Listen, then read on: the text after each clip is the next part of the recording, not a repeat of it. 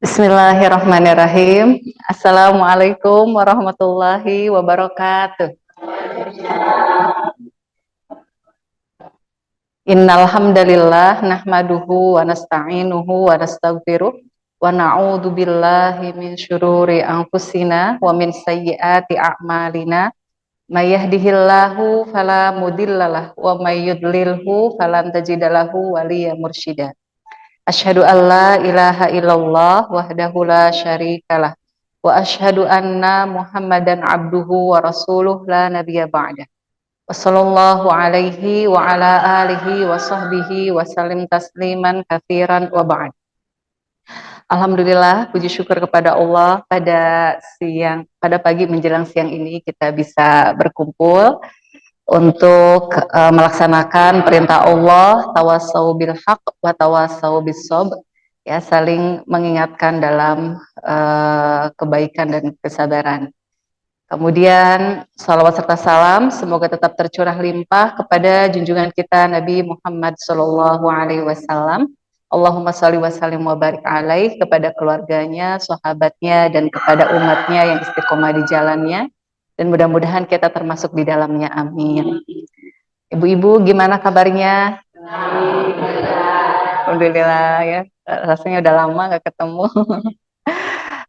Baik, ini mungkin pada kali ini akan membahas istiqomah pasca Ramadan. Sebenarnya ini udah lama ya. Ini kita udah masuk ke Dzulqa'dah, gitu. Syawal sudah berlalu. Baiknya mungkin di Syawal, tapi nggak apa-apa ya Bu ya, disampaikan sekarang. Dan mungkin di antara ibu-ibu juga sudah ada yang pernah mendapatkan materi ini. Ini hanya diingatkan kembali.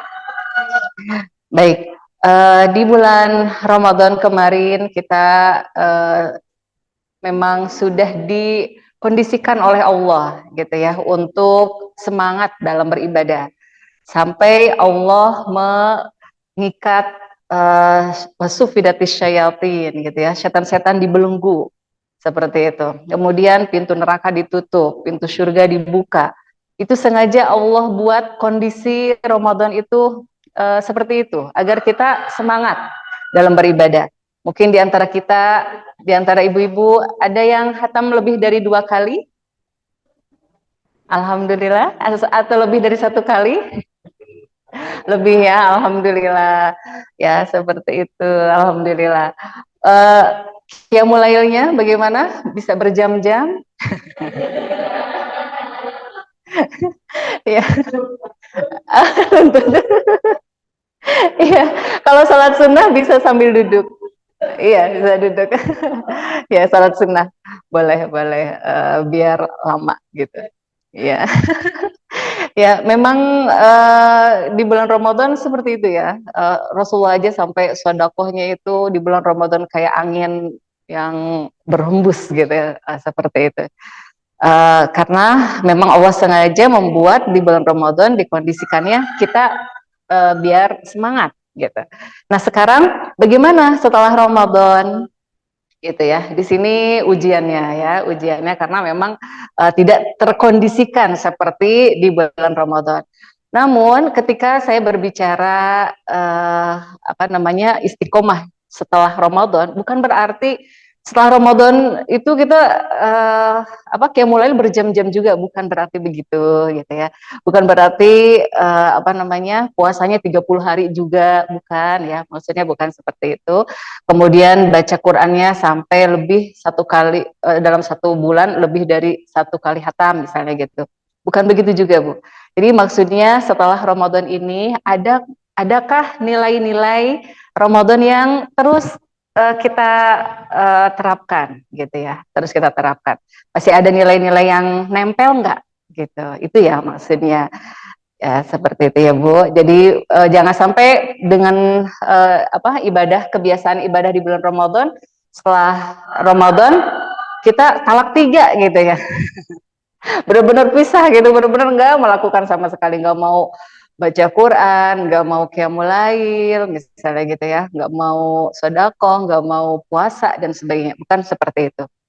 Bahkan ada para ulama mengatakan bi'sal qaum la ya'rifuna lillahi haqqan illa fi syahri Ramadan. Kata para ulama, ada sebagian ulama mengatakan sungguh buruk suatu kaum yang mereka tidak mengenal hak Allah kecuali hanya pada bulan Ramadan. Ya, ini dicela gitu orang-orang yang ibadahnya tuh hanya di bulan Ramadan aja.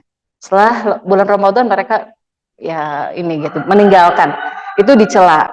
Nah, biar kita tidak termasuk kaum yang tercela gitu ya, yang hanya ibadahnya di bulan Ramadan saja gitu ya. Maka di sini ada beberapa tips gitu ya Bu Ibu, tips untuk menjaga keistiqomahan kita agar nilai-nilai Ramadan itu terus bisa kita laksanakan. Apa saja tipsnya atau kiatnya? Ini ada 5. Nanti akan saya breakdown ya satu persatu dijelaskan. Ini secara globalnya dulu. Yang pertama kiatnya kita berdoa kepada Allah agar ibadah kita diterima. Yang kedua berdoa kepada Allah agar dikaruniai keistiqomahan. Yang ketiga selalu berorientasi kepada akhirat. Yang keempat mengamalkan ibadah secara berkesinambungan meskipun sedikit. Yang kelima berkumpul dengan orang-orang soleh. Ini satu persatu akan saya terangkan ya Bu ya. Kita mulai dari yang pertama. Berdoa kepada Allah agar ibadah kita diterima. Hal ini dicontohkan oleh Nabi Ibrahim alaihi salam bersama Nabi Ismail ketika mereka berdua membangun Ka'bah. Kata Allah di surat Al-Baqarah ayat 127 yang berbunyi wa id yarfa'u Ibrahimul qawa'ida minal baiti wa Ismail. Dan ingatlah ketika Nabi Ibrahim meninggikan, membina dasar-dasar Baitullah bersama Ismail. Seraya berdoa, ya Tuhan kami, terimalah daripada kami amalan kami. Rabbana taqabbal minna innaka antas sami'ul alim. Ya Tuhan kami, terimalah daripada kami amalan kami, sesungguhnya Engkaulah yang maha mendengar lagi maha mengetahui.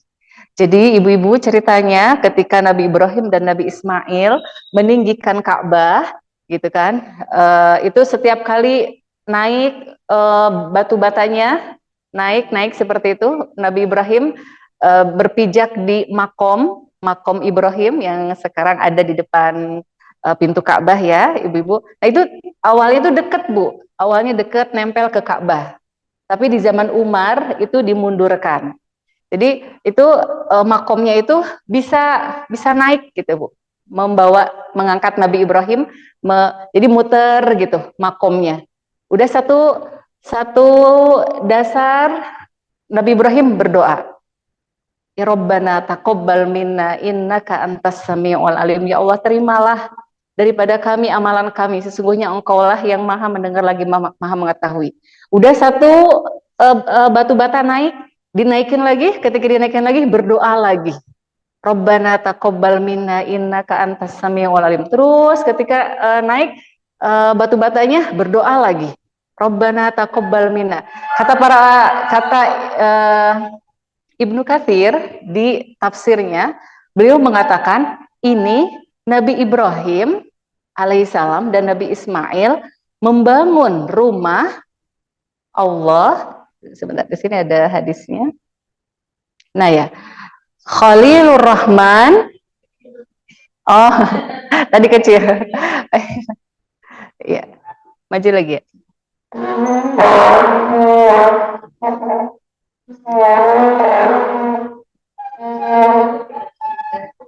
Stop.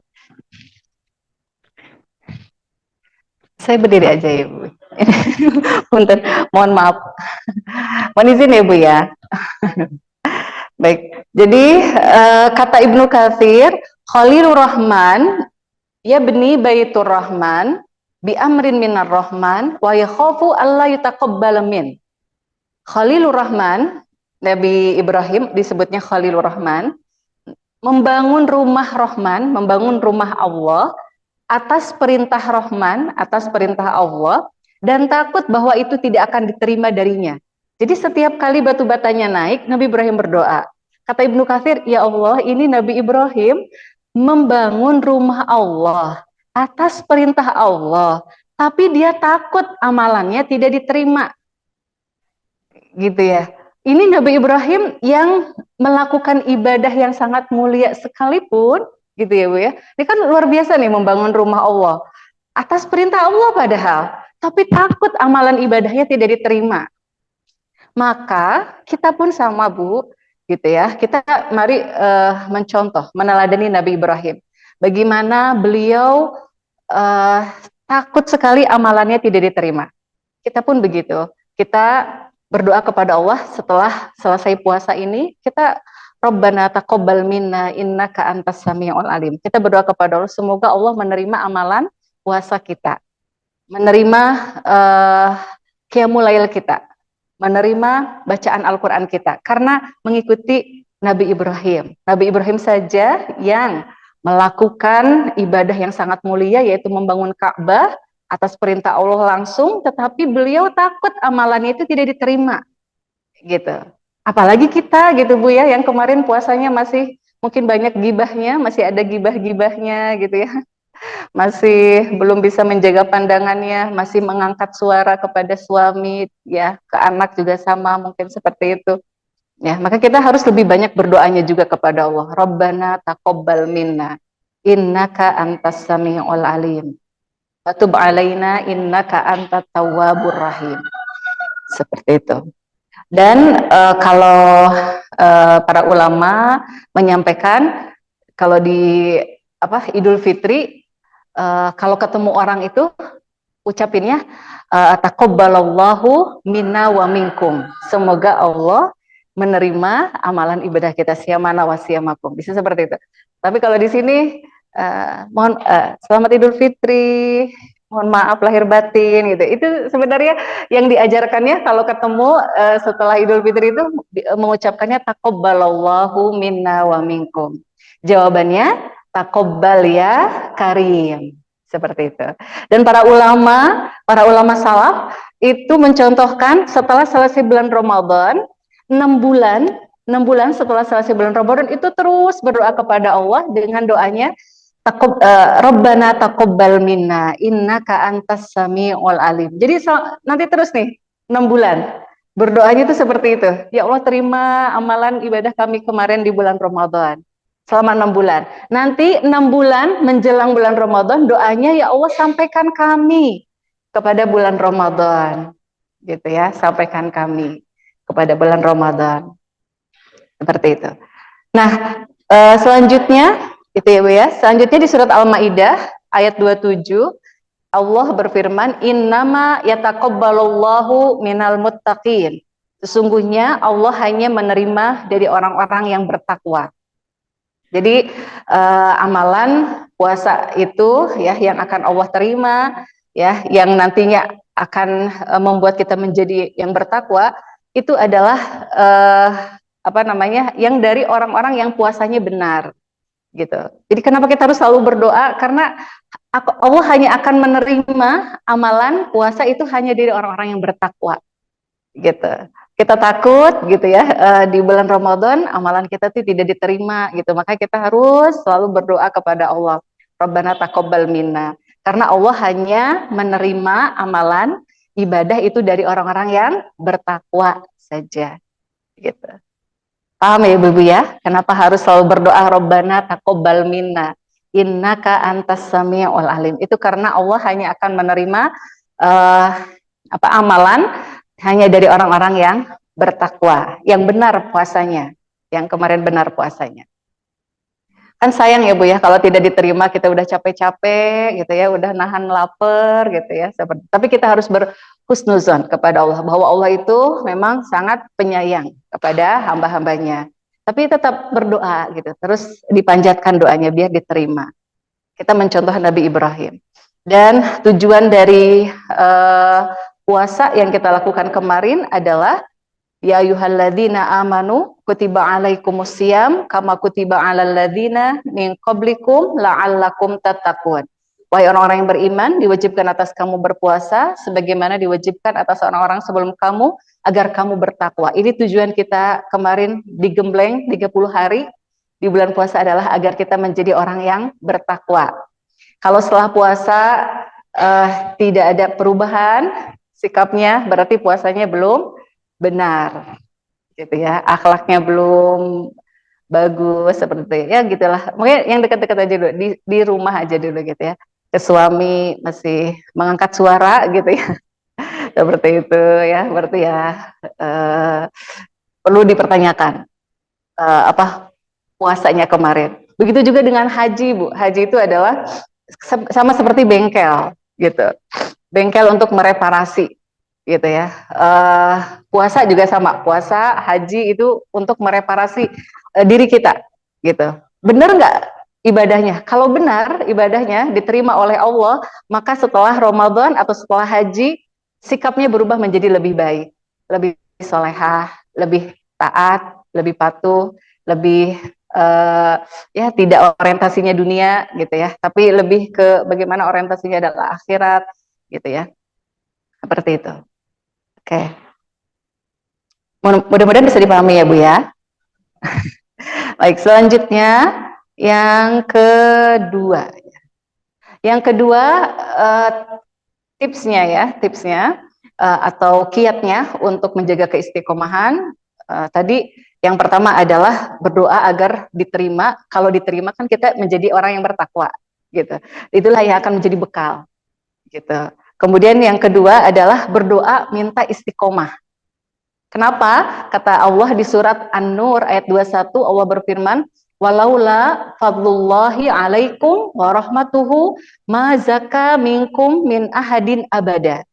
Kalau bukan karena karunia Allah dan rahmatnya kepada kamu sekalian, niscaya tidak ada seorang pun dari kamu yang bersih dari perbuatan keji dan mungkar selama-lamanya. Walakinnallaha yuzakki may yasha wallahu sami'un alim. Tapi Allah membersihkan siapa yang dikehendakinya dan Allah Maha mendengar lagi Maha mengetahui. Jadi kita bisa istiqomah itu karena karunia Allah. Kita bisa solehah, kita bisa taat kepada Allah, kita bisa beribadah kepada Allah, bisa sayang kepada anak-anak, bisa taat kepada suami, tidak sombong kepada teman, tetangga dan sebagainya. Itu karena karunia Allah. Maka kalau istiqomah itu adalah karunia dari Allah, kita berdoa kepada Allah, minta keistiqomahan. Bagaimana doanya? Doa yang sering kita panjatkan setiap hari gitu ya di dalam sholat, itu adalah doa ihdinas siratal mustaqim. Ya, ini di surat Al-Fatihah kita selalu membaca, tunjukilah kami jalan yang lurus. Maksudnya kalau belum mendapatkan hidayah, maka berilah hidayah. Hidayah jalan yang lurus. Tapi kalau sudah mendapatkan hidayah, gitu kan, semoga Allah menetapkan kita dalam hidayah itu. Gitu. Ini maksud dari ihdinas siratal mustaqim. Jadi ibu-ibu nanti zuhur dan seterusnya kalau membaca surat Al-Fatihah diresapi, dihayati bahwa itu adalah doa meminta keistiqomahan. Jadi dari ayat 1 kan bismillah. Yang kedua itu alhamdulillah. Yang ketiga ar-Rahmanir Rahim. Maliki yaumiddin, iyyaka na'budu wa iyyaka nasta'in. Itu tuh muqaddimah, Bu. Muqaddimahnya. Intinya adalah ihdinas siratal mustaqim. Ya Allah, tunjukilah kami jalan yang lurus. Jalan yang seperti apa? Siratal ladzina an'amta alaihim ghairil maghdubi alaihim waladdallin. Jalan yang lurus yang seperti apa? Itu jalannya orang-orang yang telah engkau beri nikmat. Di ayat yang lain yang diberi nikmat itu adalah jalannya para nabi, para syuhada, orang-orang yang syahid, orang-orang yang siddiqin, ya, yang jujur, yang benar, kemudian orang-orang yang soleh, seperti itu. Jalannya para nabi, orang-orang soleh, orang-orang yang syahid, dan orang-orang yang jujur. Itu jalan yang lurus. Jalan yang diberikan oleh Allah kepada para nabi, orang soleh, dan para syahid. Bukan orang-orang yang maghdubi alaihim. Maghdub itu adalah orang-orang yang dibenci oleh Allah, dimurkai oleh Allah. Siapa yang dimurkai oleh Allah? Yaitu orang-orang Yahudi. Kenapa mereka dimurkai oleh Allah? Karena orang Yahudi itu mereka membaca, mereka menuntut ilmu, mereka baca Taurat, tahu di Taurat itu bahwa Nabi akhir zaman ciri-cirinya seperti ini. Bahkan mereka lebih mengetahui Nabi akhir zaman itu lebih daripada mereka mengetahui anaknya sendiri. Karena mereka baca gitu Bu, orang Yahudi itu. Tapi setelah ada di hadapan mereka, Nabi yang benar-benar disebutkan di Taurat, itu mereka nggak mau beriman kepada Nabi. Mereka tahu gitu ya, yang benar itu seperti apa, tapi mereka nggak mau melakukannya. Makanya mereka disebutnya maghdub alaihim. Kita pun jangan sampai seperti itu ya Bu ya, jangan sampai seperti orang Yahudi, majlis taklim sana, majlis taklim sini gitu ya, ustadz ini, ustadz itu gitu, kita belajar tapi tidak ada perubahan gitu ya, jangan sampai kita termasuk yang seperti itu. Semoga Allah beri hidayah. Makanya ini harus dibacanya tuh, ini kan setiap sholat ya Bu, ini karena saking hafalnya ya Bu ya, jadi kalau baca Al-Fatihah tuh nggak dihayati gitu, apa sih maksudnya gitu, karena saking hafalnya. Nah sekarang karena sudah tahu, nanti kalau sholat baca surat Al-Fatihah dihayati, yang artinya ini adalah kita meminta jalan yang lurus. Kalau kita sudah dikasih hidayah, artinya nih maksud dari ayat ini adalah semoga Allah menetapkan gitu, menetapkan hidayah itu dalam diri kita, tidak pergi-pergi lagi hidayahnya. Kemudian jangan sampai juga seperti ghairil maghdubi alaihim waladdallin. Jangan sampai kita dikasih jalannya orang yang Allah sesatkan. Siapa yang Allah sesatkan? Yaitu orang-orang Nasrani. Orang-orang Nasrani itu adalah disesatkan oleh Allah karena mereka semangat beribadah tetapi tidak berdasarkan ilmu. Gitu. Jangan sampai kita semangat ibadah tapi ternyata bid'ah gitu ya, tidak sesuai yang diajarkan oleh Rasulullah. Kita mohon kepada Allah jangan sampai termasuk orang-orang yang seperti itu. Kan disebutkan Nasrani itu bid'ah, sesat. Contohnya saja para rohbaniyun, pendeta-pendetanya, katanya mereka nggak mau nikah ya Bu ya, nggak mau nikah. Itu tujuannya karena ingin beribadah kepada Allah, katanya gitu. Tidak mau nikah karena ingin beribadah kepada Allah. Apakah itu dicontohkan oleh Nabi? Tidak. Kata Nabi, aku nikah dan aku juga ibadah, seperti itu. Ya, jadi itu contoh yang kalau orang-orang Islam mereka semangat beribadah tapi ternyata bid'ah, misalnya zikirnya joget-joget. Ya, contohnya ya itu di umat Islam. Apakah Rasulullah mengajarkan zikir joget-joget? Enggak kan ya, seperti itu. Itu kan banyak ya fenomenanya di Indonesia. Semangat sekali beribadah, semangat sekali. Tapi ya gitu, tidak sesuai dengan yang dicontohkan. Jangan sampai. Gitu. Maka ini doa di surat Al-Fatihah ini harus dihayati. Minta kepada Allah ditunjukkan jalan yang lurus.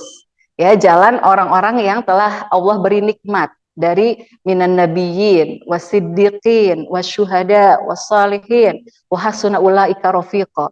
Bukan jalannya orang-orang yang maghdubi alaihim waladdallin. Bukan jalannya orang yang dimurkai oleh Allah dan yang disesatkan. Gitu. Itu yang kedua ya Bu ya, memohon keistiqomahan doanya di surat Al-Fatihah. Doa memohon istiqomahnya. Kemudian selanjutnya ini doa yang dicontohkan oleh Nabi. Sudah hafal ibu-ibu? Allahumma ya muqallibal qulub. Ya muqallibal qulub, tsabbit qalbi ala dinik. Ya Allah yang maha membolak-balikan hati, teguhkanlah hatiku di atas agamamu. Gitu ya. Ini 1 jam setelah ngaji kadang ya gitu ya, ada aja yang memalingkan hati kita gitu. Padahal jangan 1 jam ya, berapa menit aja setelah selesai pengajian tiba-tiba hati kita berpaling lagi gitu ya. Padahal udah diingetin, berpaling lagi. Jadi ini harus selalu kita mohon kepada Allah. Ya muqallibal qulub, tsabbit qalbi ala dinik. Ya Allah yang maha membolak-balikan hati, teguhkanlah hatiku di atas agamamu. Hafal Ibu? Insya Allah udah hafal ya. Kalau belum boleh dipoto aja. Ya muqallibal qulub, tsabbit qalbi ala dinik. Ala dinik. Wahai yang pakai bahasa Indonesia juga boleh. Ya Allah yang maha membolak-balikan hati, teguhkanlah hatiku di atas agamamu. Pakai bahasa Indonesia juga boleh. Kalau ini bahasa Arab yang diajarkan oleh Rasul. Ya muqallibal qulub, abid qalbi ala dinik. Gitu ya. Kalau ada yang sudah foto boleh dikirim di grup atau gimana ya, boleh di-share. Selanjutnya doa minta keistiqomahan ada di surat Al-Imran ayat 8. Jadi tadi yang pertama di surat Al-Fatihah, yang kedua dari hadis Nabi, yang ketiga dari surat Al-Imran yang bunyinya Rabbana la tuzigh qulubana ba'da id hadaitana wa hab lana min ladunka rahmah innaka antal wahhab. Ya udah hafal semua ya insya Allah ya. Nah ini meminta keistiqomahan yang artinya ya Tuhan kami jangan engkau jadikan hati kami condong kepada kesesatan. Sudah engkau beri petunjuk kepada kami dan karuniakan kepada kami rahmat dari sisi engkau karena sesungguhnya engkau maha pemberi karunia. Ya ini doa, jadi ibu-ibu kalau mau dengar doa ini doa meminta keistiqomahan dibaca gitu ya. Selanjutnya kiatnya yang ketiga adalah selalu berorientasi akhirat. Maksudnya gimana? Maksudnya jadi kalau kita bekerja mendapatkan uang, tujuannya adalah saya ini mendapatkan uang karena saya mau berbakti kepada orang tua, gitu Bu. Gitu ya. Saya bekerja untuk mendapatkan uang karena tujuannya adalah saya mau menyantuni anak yatim. Karena saya mau beribadah kepada Allah. Karena saya mau haji. Kan haji nggak ada yang gratis ya. Sekarang naik ya Bu ya. Jadi berapa Bu? Jadi 59, tadinya 35 ya. 49. 49 ya. 49. 49. Tadinya 35 ya, naik. Seperti itu. Jadi ibadah aja sekarang ya harus pakai uang gitu. Jadi makanya ketika kita jor-joran bisnis, kita jor-joran bekerja seperti itu ya. Dan sebagainya, niatkan adalah untuk ibadah, untuk akhirat gitu. Saya harus banyak bersedekah seperti itu. Saya untuk untuk bekal saya menghadap Allah. Jadi orientasinya adalah akhirat gitu. Ya, seperti itu ya. Apapun yang kita lakukan, apapun. Gitu. Kemudian bertemu dengan orang ya, menjalin network dan sebagainya, menjalin apa sih network itu relasi ya, menjalin relasi, hubungan gitu ya. Tujuannya adalah ya untuk akhirat seperti itu, untuk tujuan kita mencari bekal menghadap Allah. Jadi tujuan apapun yang kita lakukan tujuannya adalah akhirat, tapi jangan sampai saya mencuri tujuannya adalah untuk akhirat gitu ya, untuk menyantuni anak yatim. Wah itu karena itunya apa perbuatannya udah tidak Allah sukai, sudah Allah benci kalau mencuri. Jadi semua perbuatan baik ya Bu ya, maksudnya bukan semua perbuatan yang apa saja bukan, gitu. Tapi yang baik. Kemudian selanjutnya yang keempat kiatnya untuk menjaga keistiqomahan adalah ibadah terus-menerus meskipun sedikit. Gitu. Karena Rasulullah menyatakan ahabbul a'mal ilallah adwamuha wa in qalla. Kata Rasulullah, amalan yang paling dicintai oleh Allah adalah yang berkesinambungan meskipun sedikit. Ya, jadi ini yang takaran yang Allah tentukan untuk amalan yang paling Allah cintai itu bukan yang banyaknya Bu, tapi yang sedikit tapi terus menerus gitu. Setelah bulan Ramadan selesai puasa, terus kita puasa, tapi ya nggak mesti harus 30 hari karena emang nggak boleh selain bulan Ramadan itu setiap hari puasa itu nggak boleh ya. Yang boleh itu adalah Senin Kamis ya, 6 hari di bulan Syawal insya Allah ya pada melakukan seperti itu. Kemudian atau 3 hari sebulan gitu ya, 3 hari dalam sebulan. Kalau ya ayamul bid, kalau kalau Senin Kamis kan berarti sebulan itu 8 ya, 8 hari. Nah ini ada yang lebih sedikit, misalnya boleh kata Rasulullah 3 hari saja dalam sebulan. Boleh ayamul bid, boleh di awal satu, di tengah satu, di akhir satu, boleh itu Bu. Jadi terserah yang 3 hari setiap bulan itu nggak mesti ayamul bid aja, boleh kan ayam mulbit berarti kan di tengah-tengah ya, di tengah-tengah bulan gitu, berurutan. Tapi boleh Bu, di awal satu hari, di awal bulan, tengah bulan, akhir bulan, itu boleh. Ya, ya gitu ini mah. Kalau misalnya ayam mulbit juga nggak bisa gitu kan, ya udah kan ada Arafah Bu, nanti puasa di bulan di hari Arafah, puasa di hari Arafah, ya seperti itu. Ya, terus ada juga aku masih mampu kok, aku bisa Daud misalnya gitu ya, silakan Daud. Ada juga Ibu yang puasanya itu kalau Daud kan satu hari puasa, satu hari berbuka ya. Ada juga yang satu hari berpuasa, 2 hari berbuka itu boleh Bu. Itu dicontohkan oleh Rasul. Yang sering kita tahu kan yang satu hari puasa, satu hari enggak ya. Tapi ada juga yang satu hari puasa, 2 hari berbuka. Itu ada. Senin puasa, Selasa, Rabu buka. Kamis puasa, Jumat, Sabtu buka. Ahad puasa, Senin, Selasa buka. Gitu dan seterusnya. Itu bisa. Gitu ada. Ya, itu contoh puasa. Kemudian Qiyamul Lail misalnya gitu ya. Dulu kalau di bulan Ramadan Qiyamul Lail kita bisa sampai berjam-jam gitu ya. Nah, setelah selesai bulan Ramadan ini paling tidak gitu ya, paling tidak ya habis paling tidak ya jam 4 lah kita bangun kan sekarang 4:30 ya Bu ya. Jam 4 bangun, kita sholat tahajud seperti itu. Atau jam 4 lewat seperempat juga nggak apa-apa gitu ya sebisanya. Yang penting masih dilakukan. Atau kalau nggak bisa bangun sebelum azan, dilakukan setelah isya. Itu boleh setelah isya ya. Kayak mulai kan dari isya waktunya, dari isya sampai sebelum subuh. Itu qiyamul lail. Quran misalnya gitu ya, baca Quran. Kalau di bulan Ramadan kita bisa satu hari 1 juz, satu hari 2 juz gitu kan, sampai akhirnya bisa 2 kali hatam atau lebih seperti itu. Setelah bulan selesai, Ramadan selesai, sekarang misalnya gitu, paling tidak ya 1 halaman kayak gitu ya. Jangan sampai 1 ayat ya Bu, satu hari. Alif Lam Mim udah gitu ya. Jangan sampai seperti itu. Ya jangan.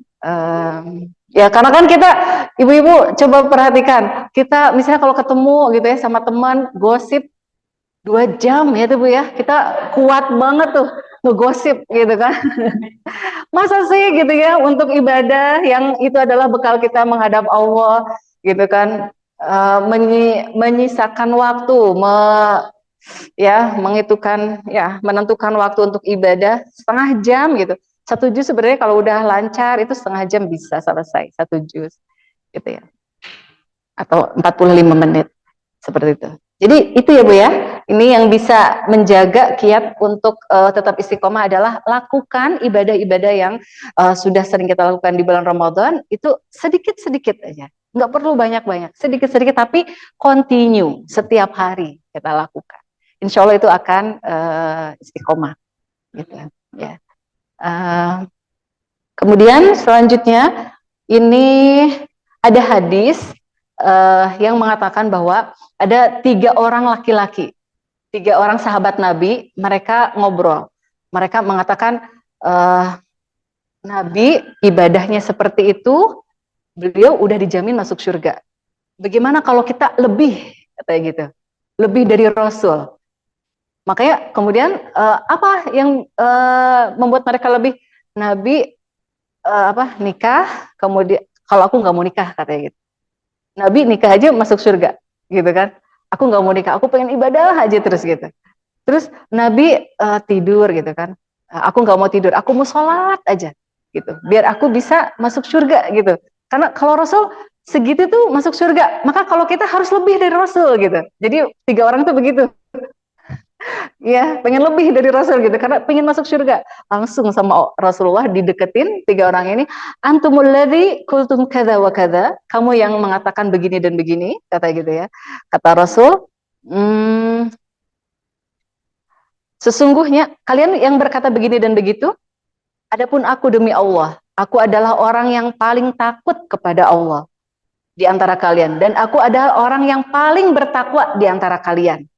Tetapi Meskipun ya kata Rasulullah, aku yang paling takut kepada Allah, aku yang paling takwa kepada Allah, tetapi aku berpuasa dan aku juga berbuka. Sedangkan orang yang tadi tuh, yang 3 orang itu, mereka nggak mau buka puasa, pengen puasa terus. Iya, puasa terus, saking pengen masuk surganya tuh Bu, gitu ya. Tapi kata Rasulullah jangan begitu, gitu. Aku aja orang yang paling bertakwa dan paling takut kepada Allah, aku puasa dan aku berbuka, gitu ya. Kemudian aku sholat dan aku juga tidur. Jadi mereka pengen semalaman tuh sholat aja. Kata Rasulullah, enggak bukan begitu yang diajarkan, gitu. Aku sholat dan aku juga tidur. Kemudian serta aku menikahi wanita. Kalau yang tadi tuh, yang 3 orang tuh nggak mau nikahi wanita. Kenapa? Mengganggu katanya. Wanita tuh mengganggu katanya. Itu berarti kata Rasulullah, barang siapa yang benci dengan sunnahku berarti bukan dari golonganku, gitu. Jadi ya kita harus, kalau mau masuk surga, patokannya itu apa yang diajarkan oleh Rasul, gitu ya. Ahabul a'mal ilallah adwamuha wa in qalla. Amalan yang terbaik yang dicintai oleh Allah adalah yang sedikit demi sedikit tapi continue, bukan yang banyak begini, bukan, gitu. Seperti itu Bu. Kadang kita kalau lagi semangat pengen terus aja sholat gitu ya Bu ya. Harus ada ini ya, harus balance gitu ya. Ini perlunya kita mengaji biar tahu yang terbaik itu seperti apa. Kemudian selanjutnya hadis Nabi, alaikum minal, nih Nabi mengatakan hadisnya begini, alaikum minal amali ma tutiqun. Hendaklah kalian beramal sesuai dengan kemampuan kalian. Karena demi Allah, Allah tidak akan bosan hingga kalian sendiri yang bosan. Gitu ya. Jadi ini Rasulullah mengatakan seperti ini karena Rasulullah ketika masuk masjid, Rasulullah mendapati ada tali. Gitu, ada tali. Kata Rasulullah, ini tali siapa? Talinya Zainab, wahai Rasul. Kenapa Zainab pakai tali? Karena dia kalau misalnya udah capek sholat, dia berpegangan ke tali itu biar tetap bisa sholat berdiri. Kata Rasulullah, alaikum minal amali ma tutikun. Hendaklah kalian beramal sesuai dengan kemampuan. Kalau capek duduk, kata Rasul tuh. Kalau capek berdiri duduk aja, gitu. Jadi sesuai dengan kemampuan, gitu. Sesuai dengan kemampuan kita. Nah, tapi ibu-ibu jangan terlalu memudahkan ya. Jadi kalau bisanya berdiri ya berdiri gitu. Tapi kalau udah nggak bisa, udah nggak mampu ya duduk silakan, gitu. Jangan sampai karena hadis ini ya udahlah aku mau pengennya sholatnya duduk aja gitu. Udah begitu ya. Kemampuannya masih mampu berdiri ya berdiri. Seperti ini Rasulullah melihat seperti ini karena ada Zainab, tali Zainab di masjid digunakan, gitu kan. Zainab memaksakan diri. Udah capek terus aja berdiri seperti itu.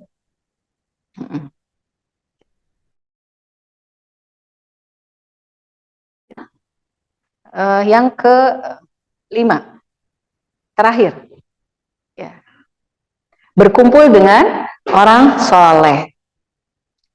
Kenapa kita harus berkumpul dengan orang soleh? Karena setan itu akan sangat mudah untuk menggoda orang yang sendiri. Sebagaimana hadisnya, fa'alaika bil jamaah fa innama ya'kulu dhi'bu al-qasiyah. Tetaplah kalian berjamaah karena sesungguhnya serigala itu hanya akan memakan kambing yang sendirian. Jadi setan itu akan sangat mudah sekali menggoda orang yang sendirian.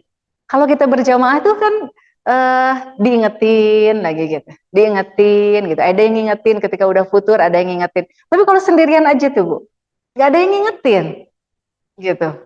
Awalnya aja semangat, tapi lama kelamaan belum gitu. Makanya ini apa namanya, kalau sudah punya kan dijaga gitu, semangat bersama pengajian itu gitu ya. Kemudian selanjutnya hadisnya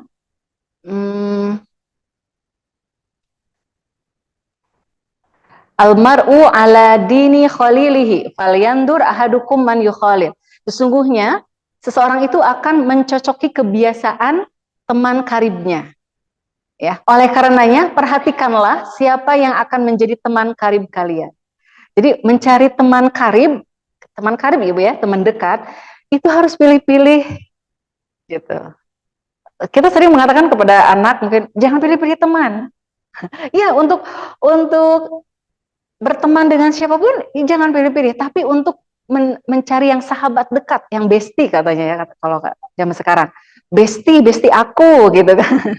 Bestie aku gitu, teman dekat, teman curhat, itu harus pilih-pilih Bu. Kenapa? Karena kebiasaan atau bestie itu akan as-sahibus sahib, kata Rasulullah, akan nyetrum gitu, akan mempengaruhi gitu. Jangan sampai kita kalau punya teman tuh, kalau lihat dia tuh tas aja gitu ya. Jadi ingat tas gitu. Kalau lihat si A tuh ingat ya tas aja. Kalau lihat si B ingat ya baju aja misalnya gitu ya. Tapi kalau lihat si C gitu kan, itu ingatnya akhirat aja gitu ya. Mau pegang tuh yang si C, Ibu, pegang si C gitu ya. Jangan pegang si A si B. Soalnya kalau yang jadi teman karibnya si A si B, yang kalau lihat dia ingatnya tuh tas aja, dunia aja gitu. Justru nanti dia akan melalaikan kita gitu. Kita jadinya nggak fokus lagi ibadah gitu. Karena akan dibawanya lihat tas baru lagi gitu ya, lihat sepatu baru lagi gitu ya. Tapi kalau lihat si C, diajaknya ke pengajian aja, itulah yang dijadikan teman dekat tuh. Jadi berkumpul dengan orang-orang soleh ini penting untuk membentuk karakter kita, membentuk kebiasaan kita, gitu. Ya, sudah Ibu, mungkin untuk materinya hari ini sampai di sini.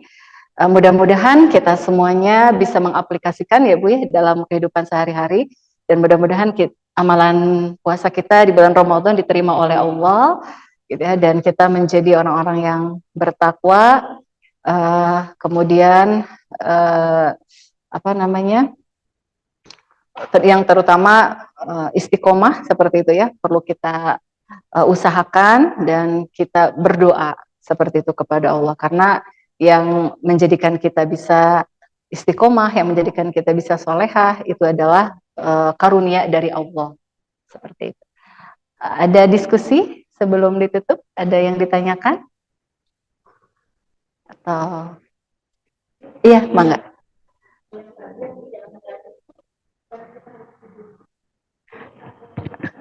Ya, jadi ada hadis yang mengatakan bahwa uh, apa namanya? Jadi qiyamul lail itu waktunya itu dari bada isya.